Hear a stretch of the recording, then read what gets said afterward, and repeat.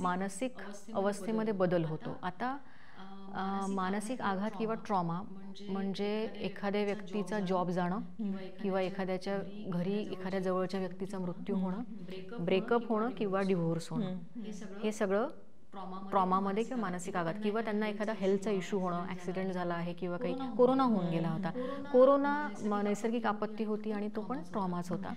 तर ह्याच्यामुळे काय होतं, आपलं मेंदूतलं सर्किट बदलतं आणि काही लोकांचं ते ट्रॉमा झाल्यानंतर पूर्ववत होतं. म्हणजे ती भीतीची जी अवस्था असते त्यातून बाहेर येऊन काही लोक लगेच पूर्ववत होतात. काही लोक त्या भीतीच्या अवस्थेत अडकलेले असतात आणि त्यांना वाटतं की ती अवस्था परत परत येईल आणि मग त्यांना अँझायटीचा त्रास सुरू होतो, चिंतेचा, की मला आता कोरोना होऊन गेलाय, परत तर एखादी बिमारी होणार नाही ना, परत मला काहीतरी ॲक्सिडेंट होणार नाही ना.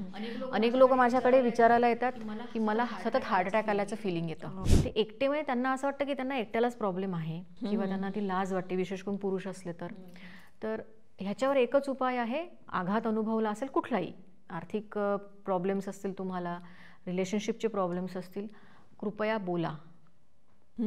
आणि संवाद महत्त्वाचा आहे. यानंतर जी आपली भावनिक क्षमता असते ती वाढवणं फार गरजेचं आहे. हे वाढवण्यासाठी काय करायचं? कारण भावनांची आणि नात्यांची जी गुंतागुंत आहे ती खूप महत्त्वाची आहे. ती तुमच्या सगळ्या गोष्टीसाठी कारणीभूत ठरू शकते. त्यामुळे ही जी भावनिक क्षमता आहे ती कशी वाढवावी? चारची कॉफी स्मिताबरोबर या इन्फॉर्मेटिव्ह गप्पा सत्रामध्ये तुमच्या सगळ्यांचं अगदी मनापासून स्वागत आहे. मागच्या एपिसोडमध्ये डॉक्टर रुशाली राऊत यांनी आपल्याला एक्सरसाइज करायला दिला होता. आय होप तुम्ही सगळ्यांनी तो केला असेल आणि डेफिनेटली या गोष्टींचा फरक पडतो. आजच्या एपिसोडमध्ये नातेसंबंधांवर आपण बोलणार आहोत आणि नातेसंबंधांमध्ये कुठल्या कुठल्या गोष्टी येतात, तणाव कसे निर्माण होतात, ते दूर करण्यासाठी काय करायचं, थेरपी काम करते का, किंवा त्यासाठी आपण कोणाचा सल्ला घ्यायला हवा, कशा पद्धतीनं आपण मार्गस्थ व्हायला हवं, हे सगळं सगळं सगळं या एपिसोडमध्ये तुम्हाला कळणार आहे. तेव्हा एपिसोड अगदी शेवटपर्यंत बघा. आणि शेवटची गोल्डन टिप आहे, त्या गोल्डन टिपमध्ये डॉक्टर रुशाली राऊत काहीतरी इंटरेस्टिंग सांगणार आहे. तेव्हा स्टे ट्यून. आणि एक्सरसाइजसुद्धा सांगणार आहेत. तेव्हा हा एपिसोड संपूर्ण बघा. आवडला तर कमेंट बॉक्समध्ये सांगा. माहितीपूर्ण वाटला तर शेअर करा, लाईक करा आणि नवीन जे कोणी आत्ता असतील त्यांनी चॅनल सबस्क्राईब करा. नमस्कार, डॉक्टर रुशाली राऊत. मागच्या वेळेला तुम्ही जो एक्सरसाइज दिला, आय होप केला असेल अभ्यास, कारण स्वतःवर अभ्यास करणं फार गरजेचं आहे. आता आजचा विषय सुद्धा खूप मोठा आहे खरं तर. म्हणजे हे सगळेच विषय ना असे इतक्या कमी वेळात संपणारे नाही आहेत आणि नुसतं सांगून हे घडणारे नाही आहेत. ते स्वतःवर काम करायला लावणारे विषय आहेत आणि त्याला आपण थोडीशी चालना देतोय. मागच्या वेळेला तुम्ही म्हणालात तसं. तर यावेळेला सुद्धा आपण थोडीशी चालना देण्याचा प्रयत्न करूया आणि नातेसंबंधांबद्दल जाणून घेणं आणि आजकालची जी परिस्थिती आहे त्यामध्ये भावनांची गुंतागुंत कशी होते आणि त्याचा सगळा परिणाम हा आपल्या शरीरावर होत असतो, आपल्या करिअरवर होत असतो, प्रोफेशनल लाईफवर होत असतो. तर ह्याचा सगळ्याचा समतोल कसा राखायचा हे जाणून घेऊया. खूप प्रश्न विचारायचे तुम्हाला.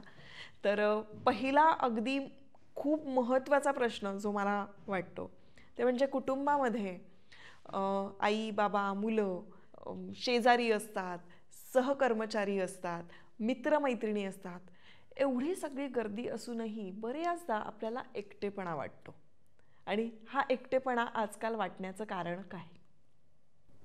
हा प्रश्न फार महत्त्वाचा आहे, कारण आपण जे काही रोज ऐकतो आहो, म्हणजे भारतासारख्या देशात 140 करोड जनता असूनही आणि कुटुंब व्यवस्था ही अत्यंत चांगली मानली जाते भारतामध्ये, तरीही भारतामध्ये एकटेपणाचा प्रादुर्भाव का वाढला आहे. जगभरामध्ये एक म्हणजे या प्रश्नाचं उत्तर देण्यापूर्वी मी एक सांगू इच्छिते की जगभरामध्ये आनंदी देशांचा एक सर्वे होतो. बरं. की कुठले देश सगळ्यात जास्त आनंदी आहेत, त्या देशातील जनता का आनंदी आहेत. तर त्यात जे देश येतात ज्याच्यामध्ये विशेष करून युरोपियन कंट्रीज आहेत. तर युरोपातील काही देश म्हणजे फिनलँड, नॉर्वे, स्वीडन, डेन्मार्क. तर या देशातला एक आपण बघितलं जर त्यात का आनंदी आहेत, तर वर्षानुवर्ष चालणारी नातेसंबंध, ते म्हणजे घरातले असो किंवा बाहेरचे असो, हे खूप छान आहेत. आणि नात्यांवर अर्थात तिथे पण त्यांचे वेगळे प्रश्न आहेत, पण नात्यांवर त्या लोकांचा विशेष करून भर आहे. आणि अर्थात आपण सगळे नात्यांमुळे आहोत, आपण स्वयंभू नाही आहोत, आपण सामाजिक प्राणी आहोत. आणि एकंदरीत आपल्या मेंदूची आणि शरीराची रचनाच अशी आहे. म्हणजे उदाहरणार्थ, आपण जेव्हा एकटे बसलेलो असतो तेव्हा आपल्या शरीरातला ताण वाढतो.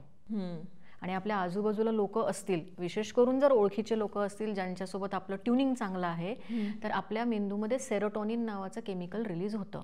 सेरोटोनिनचा अशी खासियत आहे की ते कमी झालं की डिप्रेशनला सुरुवात होते. मग तुम्हाला लक्षात आलं असेल की माणसं आजूबाजूला असणं आणि त्यातल्या त्यात सुरक्षित ज्यांच्यासोबत वाटेल अशी माणसं असणं आपल्याला का गरजेचं आहे. आता नात्यांवर जे काही आतापर्यंत म्हणजे अभ्यास झाला आहे, म्हणजे परदेशामध्ये असो किंवा भारतात, तर एक आहे की दीर्घकाळ चालणारी नाती, ते लग्न असो किंवा ते मैत्री असो किंवा आणखी तुमचं ऑफिसमधलं काम. म्हणजे आमच्यासारख्या आता IT मध्ये काम करणारी लोक जी 5-5 वर्षांनी जॉब बदलतात, त्यांच्या तुलनेमध्ये जे लोक मॅन्युफॅक्चरिंग सेक्टरमध्ये आहेत, जे 30 वर्ष वगैरेपर्यंत काम करतात, त्यांच्यामध्ये त्यांना नाती खूप पक्की मिळतात. त्यांच्यात आनंदाचं किंवा समाधानाचं जो काय म्हणतात त्याला रेशो आहे तो जास्ती आहे. म्हणजे ते जास्ती समाधानी आहेत. दीर्घकाळ चालणारं लग्न, दीर्घकाळ चालणारी मैत्री, दीर्घकाळ चालणारी ऑफिसातली नाती, हे आपला समाधान वाढवता, आनंद वाढवतात. बर, म्हणून हे लोक समाधानी आहेत, आनंदी आहेत. आणि असा नातेसंबंधांचा म्हणजे खरं तर परिणाम आपल्यावर होत असतो. अर्थात. पण सोशल मीडियामुळे म्हणा किंवा काय, नातेसंबंध जरी आपल्या आजूबाजूला असले किंवा आपण ती तयार केलेली असली तरी सुद्धा मी म्हणाले तसं की तो एकटेपणा काय येतो. मग आपल्याकडे तुम्ही म्हटल्याप्रमाणे सोशल मीडियाने नात्यांचं स्वरूप बदललं आहे. गेल्या 20 वर्षामध्ये 2006ला फेसबुक सुरू झालं, 2010ला इंस्टाग्राम सुरू झालं, 2012 पासून व्हॉट्सअप आपल्याकडे वापरायला सुरुवात झाली. आणि भारतीयांना, अर्थात जगभरात हे प्रॉब्लेम्स आहेत, पण भारतीयांना विशेष करून याचे जे साईड इफेक्ट्स आहेत ते कळलेच नाही. त्यांना अजूनही वाटतं की ऑनलाईन बोलणं हे प्रत्यक्ष बोलण्या इतकंच इफेक्टिव्ह आहे, पण तसं नाही. जे कोणी हा पॉडकास्ट बघत आहात, कोणीही असो, कुटुंबातील व्यक्ती असो, गृहिणी असो, करिअर वुमन असो, पुरुष मंडळी असो, हे लक्षात घ्या की तुमचं सोशल मीडियावर तयार होणारं जे नातं आहे ते अत्यंत तकलादू असतं. कारण त्याच्यामध्ये आपल्या मेंदू सोशल मीडियाकरता तयारच नाही आहे. मेंदू हा ऑनलाईन इंटरॅक्शन करता तयार नाही. मेंदूला हे कळतं. म्हणजे मी स्मिता मॅडम यांच्यासोबत बोलते आहे, माझ्यासमोर बसले आहात, आणि त्यात माझ्या मेंदूला जी अनुभूती येते त्याच्यामध्ये एक ऑक्सिटोसिन नावाचं बॉन्डिंग केमिकल रिलीज होतं, जे जर मी स्मिता मॅडमशी ह्या गुगल मीटवर हा इंटरव्ह्यू केला असता तर तो आला नसता. तर ही जी भावना आता झाली आहे किंवा ही सगळी टीम आहे, तर ही जी भावना ही माझ्यासोबत दीर्घकाळ राहणार आहे. बरोबर. त्यामुळे तर हे याच्याकरताच आपला प्रत्यक्ष देवाणघेवाणीकरता मेंदू तयार झाला आहे. आपल्या मेंदूला ऑनलाईन इंटरॅक्शनमधून काहीही मिळत नाही डोपामिन शिवाय. डोपामिन हे आनंदाचं केमिकल आहे.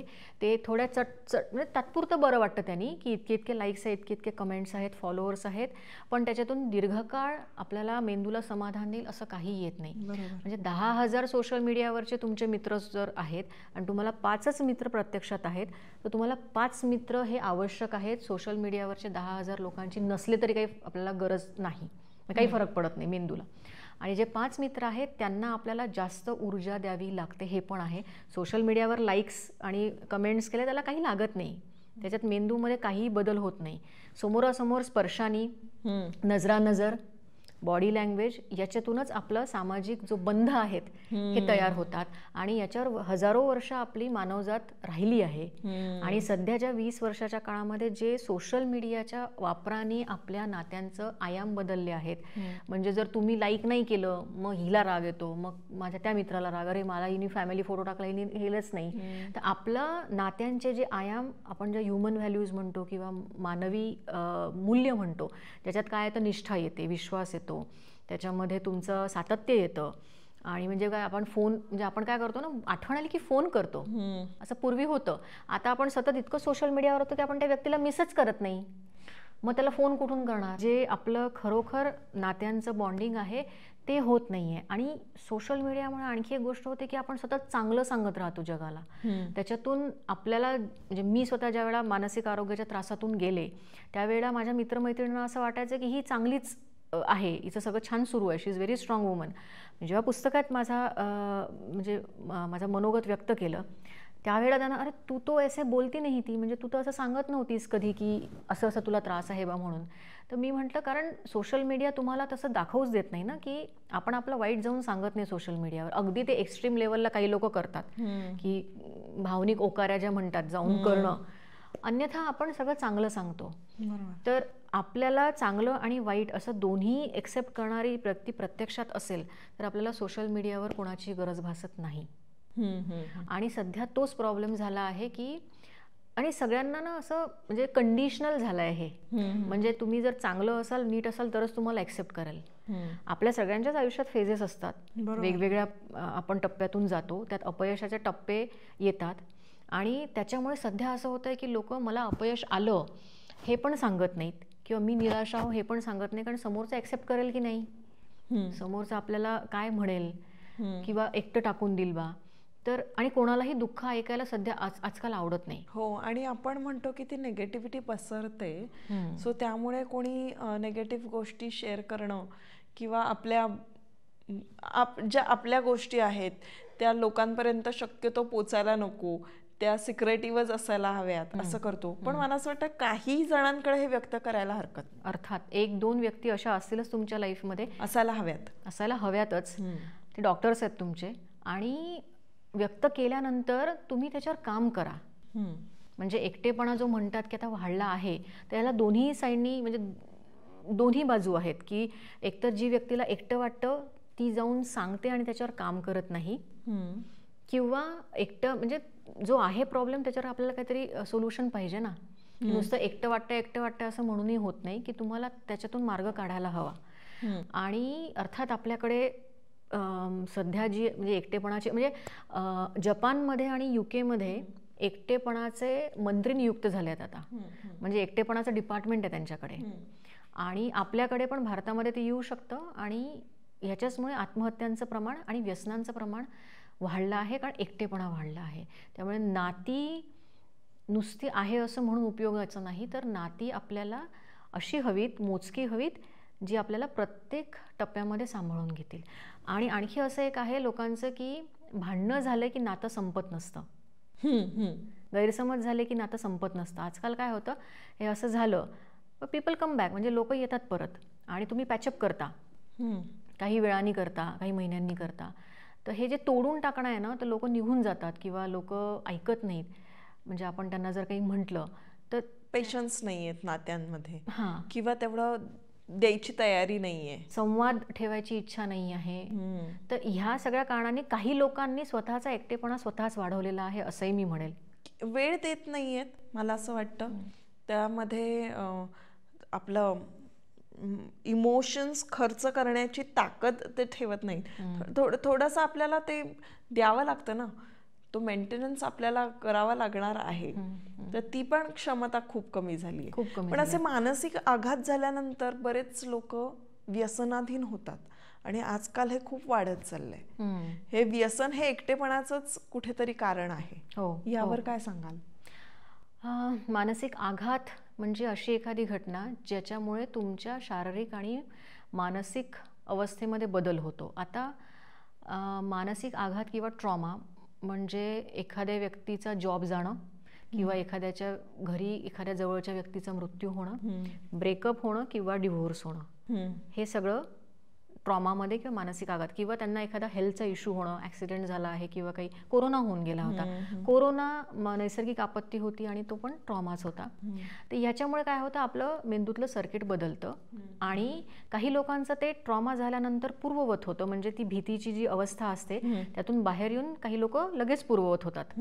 काही लोक त्या भीतीच्या अवस्थेत अडकलेले असतात आणि त्यांना वाटतं की ती अवस्था परत परत येईल आणि मग त्यांना अँझायटीचा त्रास सुरू होतो, चिंतेचा, की मला आता कोरोना होऊन गेलाय, परत तर एखादी बिमारी होणार नाही ना, परत मला काहीतरी ॲक्सिडेंट होणार नाही ना. अनेक लोक माझ्याकडे विचारायला येतात की मला सतत हार्ट अटॅक आल्याचं फिलिंग येतं, की मला असं वाटतं हृदयाचे ठोके वाढले की मला हार्ट अटॅक येईल मॅडम. मला हार्ट अटॅक येईल, मला असं माझ्या सतत हृदयाच्या ठोक्यांकडेच लक्ष जातं, किंवा एखाद्याला अपयश आलं असेल तेव्हा मला परत परत येईल का. तर ह्याला म्हणतात मानसिक आघात, जो काय करतो मेंदूची रचना बदलवतो काही काळापुरती, त्याच्यातून बाहेर येणं शक्य आहे. त्याच्यावर सगळ्यात महत्त्वाचा उपाय अर्थात समुपदेशन. आणि जेव्हा मानसिक आघात व्यक्ती अनुभवते त्यावेळेला ती एकटी पडते, कारण मी पण त्या अवस्थेतून गेली आहे. आणि एकटी पडल्यानंतर जेव्हा व्यक्ती व्यसनाचा आधार घेते आणि व्यसन व्यक्तीला आणखी एकटं करतं. तर याच्यावर एक खूप सुंदर प्रयोग झाला होता 1970च्या दशकामध्ये. यात एका रॅट पार्क नावाचा म्हणतात त्याला, की रॅट पार्क म्हणजे एका उंदरांचा एक असा पार्क तयार करण्यात आला. त्याच्यामध्ये एका पार्कमध्ये मेटिंग पार्टनर म्हणजे त्यांचा जोडीदार, त्यांना काही खेळणी खायला भरपूर प्रकार आणि असं छान असं वातावरण तयार करण्यात आलं. आणि तिथेच कोकेनचं पाणी ठेवण्यात आलं. त्या रॅट पार्कमधल्या उंदरांनी कोकेनचं पाणी पिलं, पण त्याला त्यांचं व्यसन त्यांना लागलं नाही. त्यांना दुसऱ्या एका ठिकाणी ठेवण्यात आलं जिथे ते एकटी होती, त्यांना जोडीदार नव्हता, त्यांना खायला प्यायला पुरेसं खाण्याचे पदार्थ नव्हते आणि खेळणी पण नव्हती, वातावरण चांगलं नव्हतं. तिथे कोकेनचं पाणी त्यांना देण्यात आलं. त्या कोकेनच्या पाण्याला लत लागून किंवा व्यसन लागून त्या पिंजऱ्यातील त्या रॅट पार्कमधील उंदीर मेलेत. याच धर्तीवर कॅनडा आणि पोर्तुगाल, तर या देशांमध्ये जो व्यसनमुक्तीचा प्रोग्राम राबवण्यात आला आहे त्याच्यात त्यांनी हेच केलं आहे की सामाजिक पाठिंबा, जोडीदार आणि उत्पन्नाचं साधन, या 3 गोष्टी जर व्यसनी व्यक्तीला दिल्या तर त्याचा एकटेपणा त्याचा कमी होऊन त्याचा आत्मविश्वास वाढतो. आणि याच्याकरता सरकारने अर्थात त्यांनी फंडिंग केलं, सबसिडीज दिल्या. म्हणजे ज्या कंपन्या घेतील अशा व्यसनी लोकांना त्यांना त्यांनी सबसिडीज दिल्या, मदत केली, आर्थिक मदत. आणि अशा खूप भयंकर लाट होती पोर्तुगलमध्ये हेरोईनची, कॅनडामध्ये पण. तर हा एक व्यसनमुक्तीचा प्रकार जगभरात आहे. भारतात सुद्धा हेच प्रिन्सिपल लागू पडतं की आता जे काही लोक असतात, म्हणजे माझ्या पाहणीत अनेक लोक आहेत समुपदेशनाला येतात, ते एकटे म्हणजे त्यांना असं वाटतं की त्यांना एकट्यालाच प्रॉब्लेम आहे किंवा त्यांना ती लाज वाटते, विशेष करून पुरुष असले तर ह्याच्यावर एकच उपाय आहे. आघात अनुभवला असेल कुठलाही, आर्थिक प्रॉब्लेम्स असतील तुम्हाला, रिलेशनशिपचे प्रॉब्लेम्स असतील, कृपया बोला. आणि संवाद महत्त्वाचा आहे. बोला, संवाद महत्त्वाचा आहे. व्यक्त व्हा, आधार घ्या. आधार घेणं म्हणजे तुम्ही वीक नसतं. आम्ही पण मागतो, आम्ही सायकोलॉजिस्ट असलो, आम्ही आधार मागतो लोकांना. आणि आम्हालाही मित्रमैत्रिणी आहे ज्यांना आम्ही फोन करून बोलतो, रडू पण शकतो, त्यावेळेला रडतो. तर तुम्ही सुद्धा आधार मागा आणि कृपया त्याच्यावर काम करा. बरोबर. म्हणजे तिथे कमीपणा नसावा. काही वेळेला आपल्याला जिथे गरज आहे बाबा, ती गरज आहे हे समजून घेणं गरजेचं आहे. त्यामध्ये कुठलाही कॉम्प्लेक्स नसावा. आणि आपण मोकळेपणाने जेव्हा मदत मागतो, आणि असं नाही की ती प्रत्येक वेळेला पूर्ण होईलच मदत, काही वेळेला होणार पण नाही ती मदत पूर्ण, पण आपण आपल्याला मदत मागणं म्हणजे आपण स्वतःला मदत करण्यासारखं आहे. त्यामुळे ही मदत आपण केली पाहिजे स्वतःला, आधी स्वतःपासून सुरुवात केली पाहिजे. कारण हा अवेअरनेस बाहेरच्यांमध्ये किती येईल तेव्हा येईल, पण हा स्वतःमध्ये आधी यायला हवा. सो यानंतर जी आपली भावनिक क्षमता असते ती वाढवणं फार गरजेचं आहे. हे वाढवण्यासाठी काय करायचं? कारण भावनांची आणि नात्यांची जी गुंतागुंत आहे ती खूप महत्त्वाची आहे. ती तुमच्या सगळ्या गोष्टीसाठी कारणीभूत ठरू शकते. त्यामुळे ही जी भावनिक क्षमता आहे ती कशी वाढवावी? नाती आणि भावना एकाच नाण्याच्या 2 बाजू आहेत. आणि भावनिक क्षमता याचे 2 पैलू आहेत. एक तर स्वतःला समजून घेणे आणि त्याच्यानुसार काम करणे, म्हणजे सेल्फ अवेअरनेस आणि सेल्फ मॅनेजमेंट हा एक पार्ट. दुसरा पार्ट आहे relationship awareness and relationship management. म्हणजे नाती पण समजून घ्या, स्वतःलाही समजून घ्या, आणि नाती मॅनेज करा, स्वतःलाही मॅनेज करा. मग स्वतःला समजून कसे घ्या? मला काय आवडतं, मला काय आवडत नाही, मला काय जमतं, मला काही जमत नाही, अगदी मला काय खायला पचतं, म्हणजे मला ग्लुटन सेन्सिटिव्हिटी आहे का, म्हणजे मला गहू मैद्याचे पदार्थ पचत नाहीत किंवा मला दुग्धजन्य पदार्थ पचत नाहीत, हे सुद्धा सेल्फ अवेअरनेसचं लक्षण आहे. बरोबर. किंवा मला या विषयी मी मॉर्निंगला जास्ती चांगलं काम करू शकते, मला आता संध्याकाळ झाली की माझी ऊर्जा कमी होते, हे सेल्फ अवेअरनेसचं लक्षण आहे. अशा पद्धतीने मला कुठे म्हणजे टोचलं आपल्या साध्या भाषेमध्ये की मला त्रास होतो. म्हणजे मला कोणी नागपूरवरून म्हटलं अरे तुमची भाषा तर वेगळी आहे, विदर्भातल्या लोकांची टोन वेगळा आहे, मग आपल्याला असं वाटतं अरे हे कुठेतरी मला ऑफेंड केल्यासारखं होतंय. हां, मग अशा अनेक आपल्या असे जे पैलू आहेत जे आपल्याला ट्रिगर करतात की नाही मला इथे राग येईल, आणि आपल्याला हे हळूहळू कळतं की आता मला खरं तर या क्षमता लहानपणापासून वाढवायला हव्या, पालकत्वातून यायला हव्यात. मुलांना भावनेला नाव देणं, राग आला म्हणजे राग ही अशी भावना आहे की हे सेकंडरी इमोशन आहे, राग हे कव्हर आहे. रागाच्या खाली दुःख, निराशा, अपराधीपणा, पश्चाताप, भीती अशा बऱ्याच भावना लपलेल्या असतात. आणि पुरुषांना खास करून राग येणं हे खूप काय म्हणतात पुरुषत्वाचं लक्षण मानलं जातं. आणि मग त्यांना रागाची तलवार काढली का मग कोणी जवळ येत नाही, मग मी रागात आहो, मग माझ्याशी बोलू नका. पण आतमधून ती व्यक्ती दुःखी असू शकते, हर्ट झालेली असू शकते, तिचा अपमान तिला वाटू शकतो, आणि या सगळ्यांमुळे पण ते व्यक्त होता येत नाही, त्याला नावं देता येत नाही. मग सो बेसिकली आपण ट्रॅक करायला पाहिजे आपले इमोशन्स आणि लिहायला पाहिजे आणि त्याला नावं द्यायला पाहिजे. मला खरं सांगायला आवडेल या निमित्ताने, मधल्या काळामध्ये मी असं एक चार्ट तयार केला आहे की, आणि जो की कबीरसाठी आणि माझ्यासाठी आहे, की जर का मला वाईट वाटतंय, कबीर शाळेतून येतो बऱ्याचदा, तर त्याचा मूड गेलेला असतो, त्याला खूप वाईट वाटत असतं, तर तो सॅड होतो. काय झालं, तू का सॅड आहेस? तर खूपसे प्रसंग घडलेले असतात. तर प्रसंग सगळा सांगण्यापेक्षा की एक्झॅक्टली तुला काय वाटतंय, डिमोटिवेटेड वाटतंय, तुला डिप्रेस्ड फील होतंय, किंवा तुला ह्युमिलिएटेड फील होतंय, आणि हे सगळं तुला कळायला हवं की एक्झॅक्टली मला काय फील होतंय. सो हे बिहेवियरल जे काही पॅटर्न्स आहेत आपले त्यानंतरचे, ट्रिगर झाल्यानंतरचे, तर ते व्हील आम्ही तयार करून ठेवलंय. आणि आम्ही त्याच्यावर म्हणतो की आज मी खुश आहे. का खुश आहे? कारण मला कंटेंटेड फील होत आहे, कारण माझे खूप छान पॉडकास्ट झालेले आहेत, माझं इंटरॅक्शन खूप छान झालं आहे. आज मी हॅपी आहे कारण मला हवं ते खायला मिळालं आहे, माझा गोल अचीव झाला आहे. आज मी एक्सायटेड आहे, हे एक आणखीन वेगळं आहे, कारण मी माझा आवडता सिनेमा बघायला जाणार आहे. सो हे आपल्याला हॅपीनेस मधले सुद्धा, आनंदामधले सुद्धा वेगवेगळे प्रकार, दुःखामधले वेगवेगळे प्रकार, गिल्ट मधले वेगवेगळे प्रकार हे समजायला हवेत. करेक्ट, हेच सांगताय ना तुम्ही. आणि हे खूप नंतरची अवस्था आहे. खरं तर भीती वाटणं म्हणजे पोटात गोळा येणं, किंवा राग आला म्हणजे हे जबडे तुमचे टाईट होणं, किंवा कंठ दाटून येणं, दुःख झालं की पाणी छातीत जड वाटणं, ह्या सगळ्या गोष्टी हे बॉडीली सेन्सेशन आहेत. कारण भावना या तुमच्या सगळ्या शरीरामध्ये असतात, आणि पाय अगदी थरथरणं भीतीने ते पण होतं. तर ह्या सगळ्या गोष्टी आपल्याला म्हणजे नोटीस करणं, त्याला नावं देणं, आणि ते आपल्याला कुठे टोचलं की आपल्याला असं होतं. तर याच्या संबंधित असं आहे, आता मानसिक आघातावर आपण जसं बोललो आहोत की अनेक भावना, आणि ह्या भावना कशा असतात ना, आपण श्वासोश्वास थांबवू शकतो, भावना आपण थांबवू शकत नाही, त्या सुरूच असतात. आणि एकाच वेळेला आपण अनेक भावना अनुभवत असतो, ज्या आपण प्रत्येक वेळेला म्हणजे सांगू शकणार नाही की ही सेपरेट अशी भावना सांगू शकणार नाही. पण काही अशा गोष्टी आहेत की ज्या अव्यक्त भावना व्यक्त करण्याकरता वापरल्या जाऊ शकतात. त्यातली एक आहे आर्ट थेरपी. आर्ट थेरपी म्हणजे विविध प्रकारचे कलेचे जे प्रकार आहेत, उदाहरणार्थ चित्रकला आहे, डान्स आहे, अभिनय आहे, त्याच्यानंतर तुमचं पॉटरी मेकिंग जे म्हणतात, तर स्केचिंग आहे, मंडाला आर्ट आहे.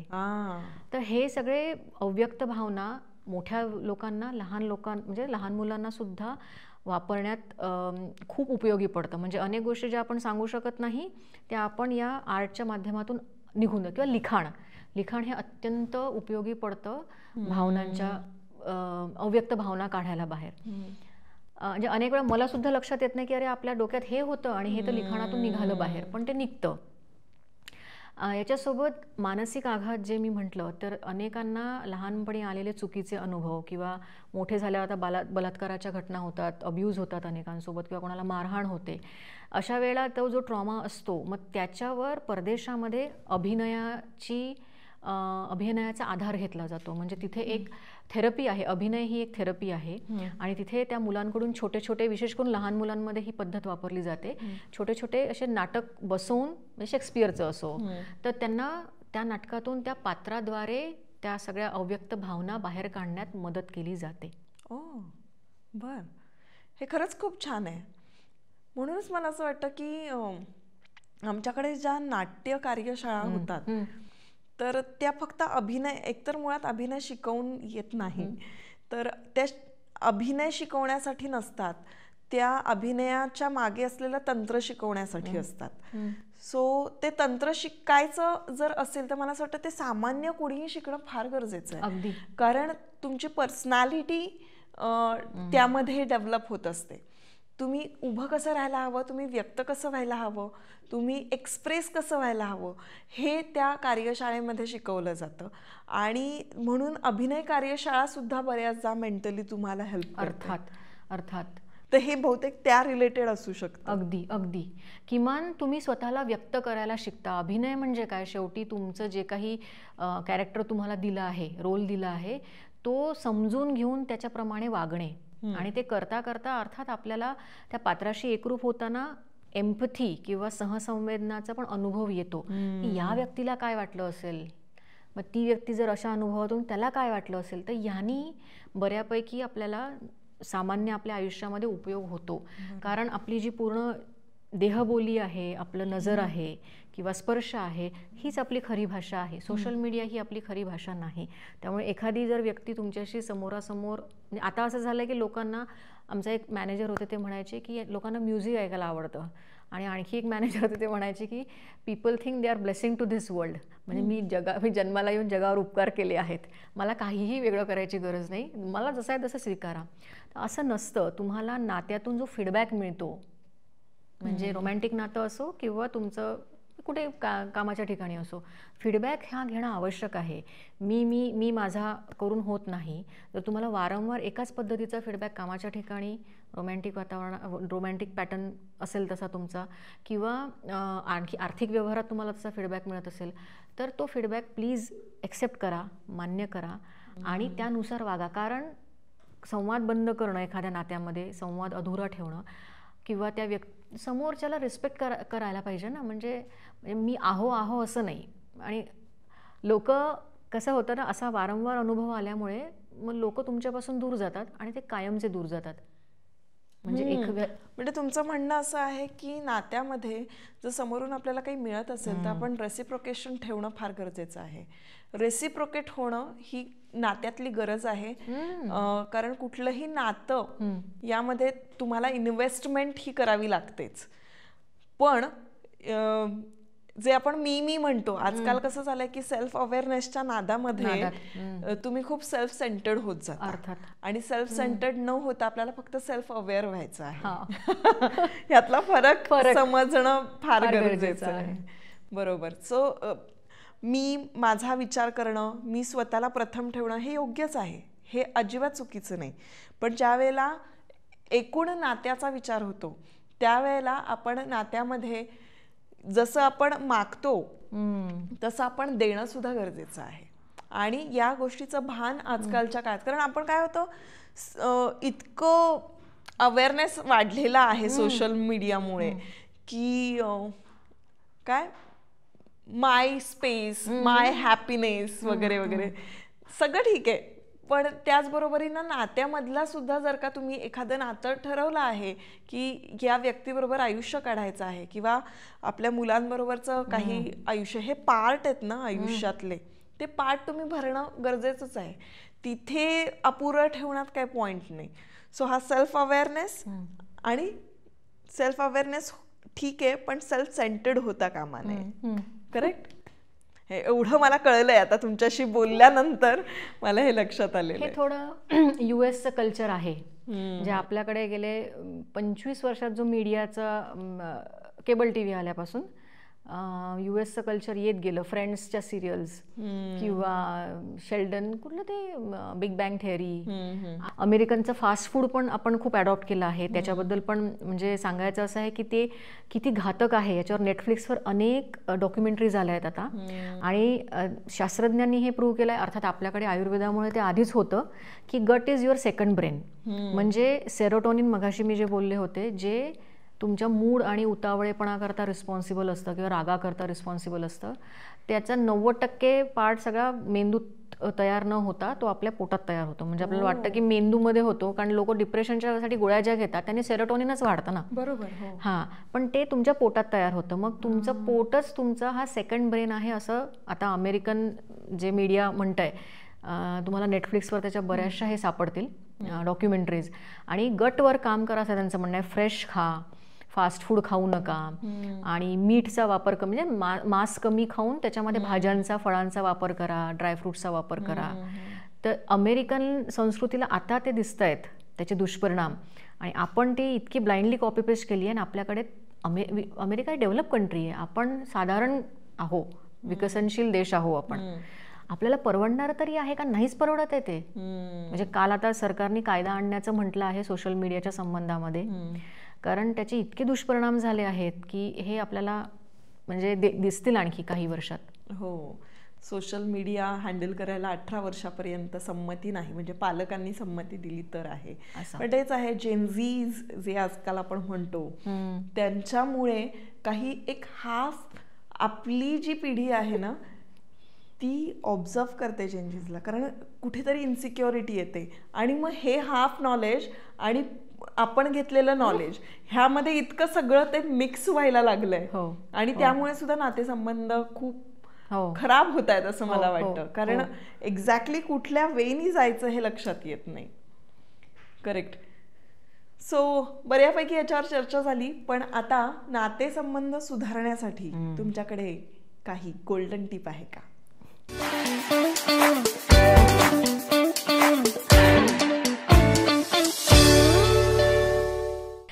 नातेसंबंध सुधारण्यासाठी गोल्डन टिप अर्थात आपली जी प्रश्नावली आहे ही नात्याची तुम्ही चेकलिस्ट समजा तुमच्या, की अर्थात हे अंतिम सत्य नाही, मी नेहमी म्हणते हे अंतिम सत्य नाही, पण हे काही असे मुद्दे आहेत जे सगळ्या पद्धतीच्या नात्यांना लागू होतात.